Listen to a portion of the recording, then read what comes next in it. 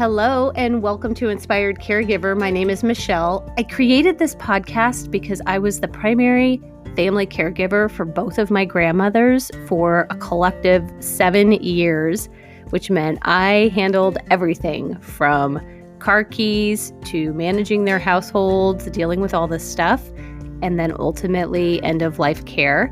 And I've worked in senior living as a result of that experience for over 7 years. So this podcast is designed to share with you insights, tips, tricks, and inspiration through those experiences, and I hope you enjoy it. Thank you for joining me on this episode of Inspired Caregiver. Hello, my friends. How are you? I hope your year is off to a good start.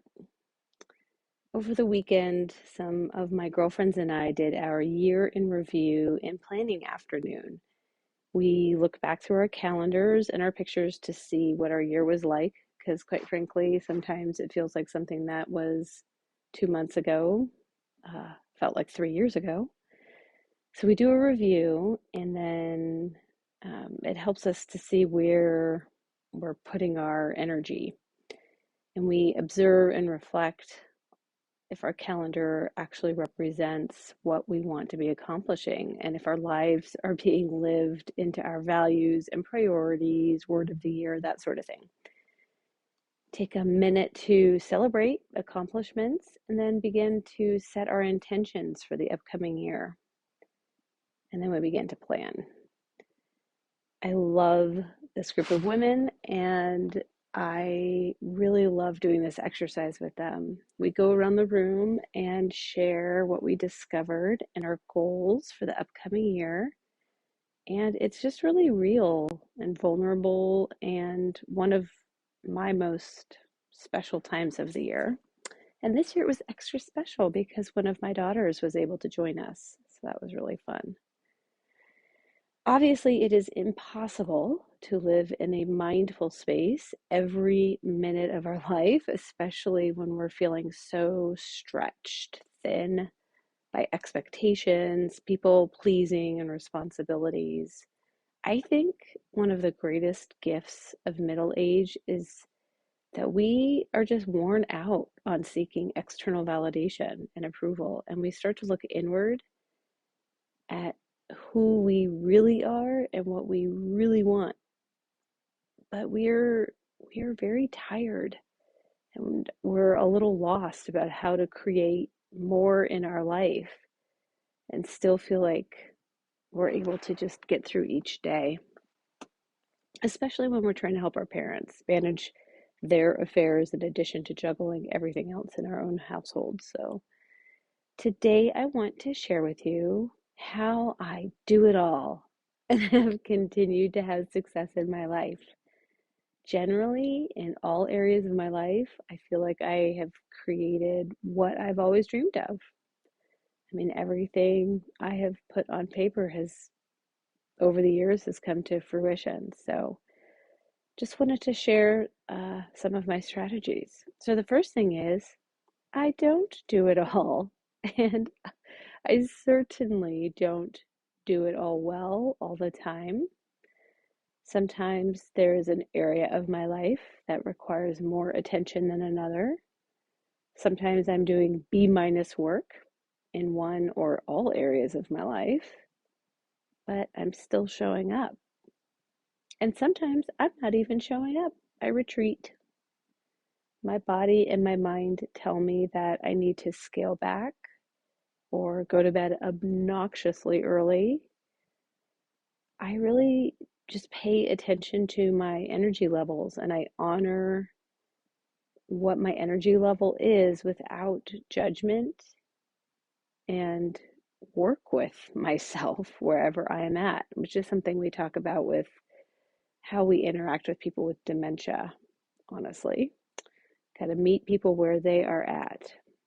I am a planner, and I do have some foundational healthy habits that feed higher energy levels. I am also resourceful, and I pull in help when and where I can, or just adjust my expectations of myself when necessary. Sometimes I have to readjust that to-do list in my head and determine what really needs to get done and what is something that can just be let go. The point is, I am paying attention. I am meeting myself where I need to be, and I'm just not beating myself up constantly about it. I feel like that's an undercurrent of what people around me are doing often. Secondly, I am keeping my greater vision for myself in mind. Each morning, I write down 10 dreams or goals that I have for myself. Sometimes something that I think I want, after writing it down for 4 months, it doesn't feel true anymore. So I'll remove it from the list and just try something else on. But this practice has really helped me build some momentum with my daily life because since I've practiced writing something down so much, now as I'm making decisions throughout my day, those things I'm writing down in the morning resurface for me. It's like almost subconscious because they're just simmering in that background. So it's easy to slip through each day just trying to get through it. Um, but those things come back up for me that I have been dreaming about, especially right now in healthcare. We're just really struggling as COVID moves through the city. So, having that time in the morning to keep my eye on the greater picture of what I want and who I am becoming, a child of God who lives up to the potential He put in me, really helps me stay on track with my goals. The third thing that I am really, really good at is getting back to it without too much energy being in judgment of myself. Overall, my health goals are very, very clear. Aging well is really important to me, and I have specific patterns and habits that contribute to that effort. There are times when I get really off track. Last week, I had a pretty stressful day, and for dinner at my desk, I ended up eating a small bag of Oreos, a small bag of Cheez-Its, and a donut. But I didn't dwell on it.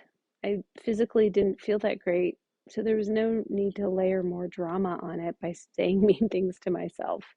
I knew in the moment this was a train wreck, but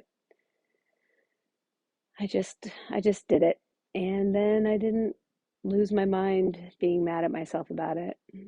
And I don't wait for a calendar opportunity to get back to it. Like, I don't wait for the new year for a fresh start or my birthday. I really look at every meal, every day, every week is a new opportunity to get back to myself. I don't wait for some other calendar based milestone to regroup, and I just do it quickly without drama. The fourth thing that I lean into for success is that compound effect. Darren Hardy has a book about this, and I've given it to some of my coaching clients because I know that my little efforts eventually will pay off and they can start to snowball at some point. My trainer just said to me, it's a quote that he heard from somewhere, it's not all or nothing, it's always something. So, whatever small effort I steadily put in, those efforts are helping move the needle. Much of my life, the story that I've stuck with is that I'm inconsistent. But when I started to dig into my day, I realized there were a lot of places that I demonstrated consistency, like brushing my teeth twice a day, for example, going to bed and waking up roughly the same time during the day, drinking water on my commute to work, hugging my kids, telling them I love them regularly. All of these things I'm very consistent with.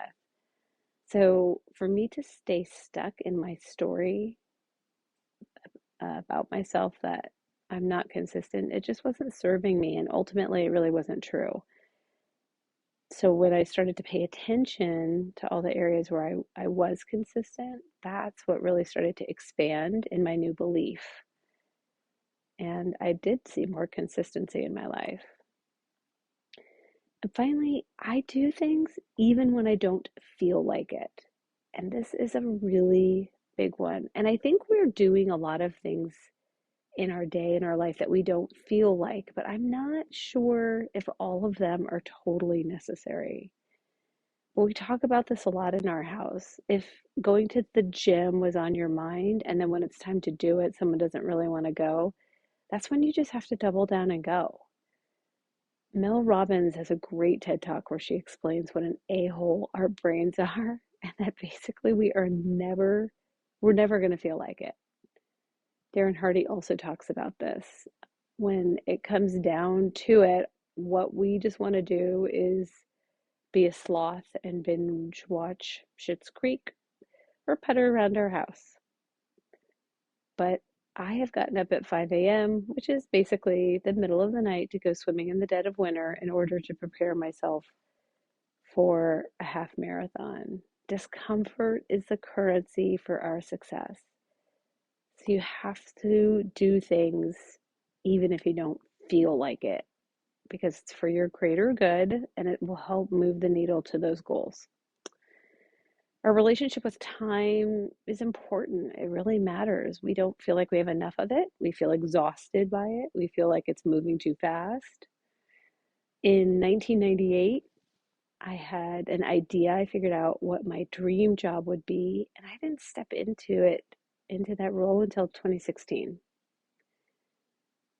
And it just, it came when I was ready. It came when I was ready. I've done a lot of meditations around time, participated in time management programs, and I have done a lot of coaching around time. I've done thought downloads on it where you just sit down and write down everything that you can think of in relation to time. So I'm just healing my relationship with time. Over and over again, I hear that people feel like their life is on hold while they're helping their older family members, and they're just exhausted and struggling to manage it all. And there are definitely times when you are in a crisis mode, like there's a hospital stay that's happening out of necessity. You just have to hunker down and get through that. Or it's time to empty the house and you have to hunker down and get through it. But overwhelmingly, each day of your life is adding up to your lifetime. And this is it, folks. This is it. This is our life. And life is 50-50. It's not always going to be rainbows and daisies. I encourage you to keep dreaming, keep setting goals and chipping away at them. Honor your energy levels, but do things to set yourself up for success. And you know what those things are. You know what you need to be doing to set yourself up for success so that you can have the energy to create the life that you want. And beating yourself up is a terrible use of your time and energy. It's terrible. It gets you nowhere. I hope your 2022 is off to a good start. It is definitely getting kind of weird out there again. So do your best to stay engaged and continue to have that broader vision of what you want for your life and the steps that you can be taking to move the needle, move in that direction. Don't give up. You are doing a great job. I love you and I see you and look forward to being with you next week. Take care.